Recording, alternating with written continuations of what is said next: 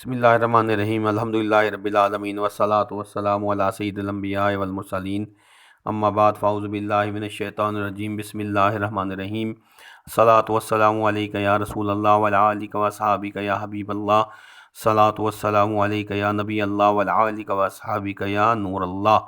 نبی اکرم نور مجسم رحمت دو عالم شاہ ابن آدم صلی اللہ علیہ وسلم کا فرمان عالی شان ہے کہ جو مجھ پر ایک مرتبہ درود پاک پڑھے گا اللہ عز و جل اس پر 10 رحمتیں نازل فرمائے گا۔ جو مجھ پر 10 بار درود پاک پڑھے گا تو اللہ عز و جل اس پر 100 رحمتیں نازل فرمائے گا، اور جو مجھ پر روزانہ 100 مرتبہ درود پاک پڑھے گا تو اللہ عز و جل اس کی دونوں آنکھوں کے درمیان لکھ دے گا یہ بندہ نفاق اور دوزخ کی آگ سے بری ہے، اور قیامت کے دن اسے شہداء کے ساتھ ٹھہرائے گا۔ ایک مرتبہ درود پاک پڑھ لیں۔ اللہم صلی علی سیدنا مولانا محمد عدد ما فی علم اللہ صلاۃ دائمۃ بدوام ملک اللہ۔ صحیح بخاری کی حدیث پاک ہے کہ حضرت سیدنا سمرہ بنت جندب رضی اللہ تعالیٰ عنہ روایت کرتے ہیں، سرکار عبد قرار صلی اللہ علیہ وسلم اکثر اپنے صحابہ کرام علیہ رضوان سے فرمایا کرتے، کیا تم میں سے کسی نے کوئی خواب دیکھا؟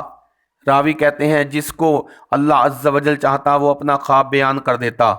چنانچہ ایک صبح آپ صلی اللہ علیہ وسلم نے ارشاد فرمایا، آج رات میرے پاس 2 فرشتے آئے، انہوں نے مجھے اٹھایا اور کہا چلیں۔ میں ان کے ساتھ چل دیا۔ ہم ایک ایسے شخص کے پاس پہنچے جو لیٹا ہوا تھا، جبکہ دوسرا شخص اس کے قریب پتھر لیے کھڑا تھا۔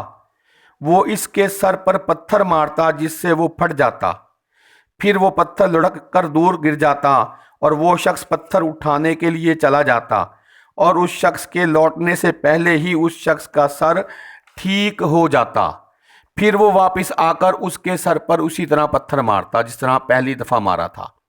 میں نے ان فرشتوں سے کہا سبحان اللہ، یہ کون ہے؟ تو انہوں نے کہا آگے چلیں۔ لہٰذا ہم چل دیے۔ پھر ہم نے ایک ایسے شخص کے پاس پہنچے جو چت لیٹا ہوا تھا اور دوسرا شخص اس کے پاس کھڑا تھا، اور آنکھ یعنی لوہے کا راڈ جس کا ایک سرا قدرے مڑا ہوتا ہے اس کے ذریعے اس کے جبڑے، نتنے اور آنکھ کو گدی تک چیر دیتا تھا۔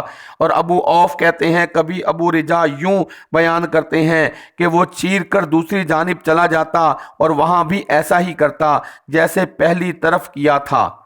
جب وہ ایک جانب چیر کر فارغ ہوتا تو دوسری جانب پہلے کی طرح درست ہو چکی ہوتی، پھر دوبارہ ویسے ہی پہلی مرتبہ جیسے کیا تھا پھر اس کو چیرتا۔ میں نے پھر کہا سبحان اللہ، یہ کون ہے؟ تو انہوں نے کہا اور آگے چلیں۔ لہٰذا ہم چل دیے یہاں تک کہ تنور جیسی ایک چیز کے پاس پہنچے۔ راوی کہتے ہیں میرا خیال ہے کہ آپ صلی اللہ علیہ وسلم نے یہ بھی فرمایا، اس میں شور و غل کی آوازیں آ رہی تھیں۔ میں نے اس میں جھانک کر دیکھا تو اس میں ننگے مرد اور عورتیں نظر آئیں۔ جب انہیں نیچے سے آگ کی لپٹ پہنچتی تو چیختے چلاتے۔ میں نے پوچھا یہ کون ہے؟ تو انہوں نے کہا مزید آگے چلیں۔ لہٰذا ہم چل دیے یہاں تک کہ ہم نے ایک نہر پر پہنچے۔ راوی کہتے ہیں میرا خیال ہے کہ آپ صلی اللہ علیہ وسلم نے یہ بھی فرمایا کہ وہ نہر خون کی طرح سرخ تھی۔ نہر کے اندر ایک شخص تیر رہا تھا، جبکہ ایک شخص نہر کے کنارے پر کھڑا تھا، اس کے پاس بہت سے پتھر جمع تھے۔ جب وہ اندر والا تیرتا ہوا اس شخص کے قریب آتا جس کے پاس بہت سے پتھر جمع تھے تو آ کر اپنا منہ کھول دیتا اور یہ اس کے منہ میں پتھر ڈال دیتا۔ وہ تیرتا ہوا واپس چلا جاتا۔ جب وہ واپس لوٹ کر آتا وہ اسی طرح اس کے منہ میں پتھر ڈال دیتا۔ میں نے ان سے کہا یہ کون لوگ ہیں؟ تو انہوں نے مزید کہا آگے چلیں۔ ہم چل دیے اور نہایت ہی میں نے بدصورت آدمی کے پاس پہنچے۔ اتنا بدصورت تم نے کبھی نہ دیکھا ہو۔ اس کے پاس آگ تھی جس کو وہ بھڑکا رہا تھا اور اس کے ارد گرد دوڑ رہا تھا۔ میں نے پوچھا یہ کون ہے؟ تو انہوں نے کہا آپ صلی اللہ علیہ وسلم آگے چلیں۔ ہم چل دیے دینے والے یہاں کے ایک باغ میں پہنچے اور ہم چل دیے اور وہاں اور ایک باغ میں پہنچے۔ اس میں موسم بہار کے پھول کھلے تھے۔ باغ میں ایک دراز قد شخص کھڑا تھا۔ آسمان سے باتیں کرتی ہوئی بلندی کے باعث میں اس کا سر نہ دیکھ سکا، اور اس شخص کے گرد اتنے بچے تھے کہ جتنے میں نے کسی کے نہیں دیکھے۔ میں نے پوچھا یہ شخص کون ہے اور یہ بچے کون ہیں؟ انہوں نے کہا آگے چلیں۔ اور لہٰذا ہم چل دیے۔ پھر ہم کتنے بڑے باغ میں پہنچے جتنا بڑا خوبصورت کوئی باغ میں نے نہیں دیکھا۔ انہوں نے مجھ سے کہا اس پر چڑھیں، چنانچہ ہم اس پر چڑھ گئے تو ہمیں ایک شہر نظر آیا جس کی ایک اینٹ سونے کی اور ایک چاندی کی تھی۔ جب ہم شہر کے دروازے پر پہنچے اور کھولنے کے لیے کچھ کہا گیا تو اس سے شہر کو کھول دیا گیا۔ ہم اس کے اندر داخل ہوئے، اس میں ایسے لوگوں سے ملے جن کا آدھا بدن تو اتنا خوبصورت تھا جتنا تم نے نہ دیکھا، اور نصف اتنا بدصورت تھا جتنا تم نے نہ دیکھا۔ ان فرشتوں نے ان لوگوں سے کہا جاؤ اس نہر میں کود پڑو۔ وہ نہر چوڑائی میں بہہ رہی تھی اور اس کا پانی بالکل سفید تھا۔ وہ لوگ اس نہر میں جا کر کود پڑے۔ پھر جب وہ لوٹ کر ہمارے پاس آئے تو ان کی بدصورتی دور ہو چکی تھی اور وہ خوبصورت ہو گئے تھے۔ ان فرشتوں نے مجھ سے کہا یہ باغ عدن ہے اور یہ آپ صلی اللہ علیہ وسلم کا مکان ہے۔ میں نے نگاہ اٹھا کر دیکھا تو سفید ابر یعنی بادل کی طرح تھا۔ میں نے ان سے کہا اللہ عز و جل تمہیں برکت دے، مجھے اس کے اندر جانے دو۔ انہوں نے جواب دیا ابھی نہیں، لیکن آپ صلی اللہ علیہ وسلم اس میں ضرور داخل ہوں گے۔ پھر میں نے ان سے کہا رات بھر جو میں نے عجیب چیزیں دیکھی وہ کیا ہیں؟ تو انہوں نے کہا ابھی ہم عرض کیے دیتے ہیں۔ جس پہلے شخص کے پاس آپ صلی اللہ علیہ وسلم پہنچے، جس کا سر پتھر سے کچلا جا رہا تھا، وہ قرآن پاک پڑھ کر بھلانے والا اور نماز کے وقت سو جانے والا تھا۔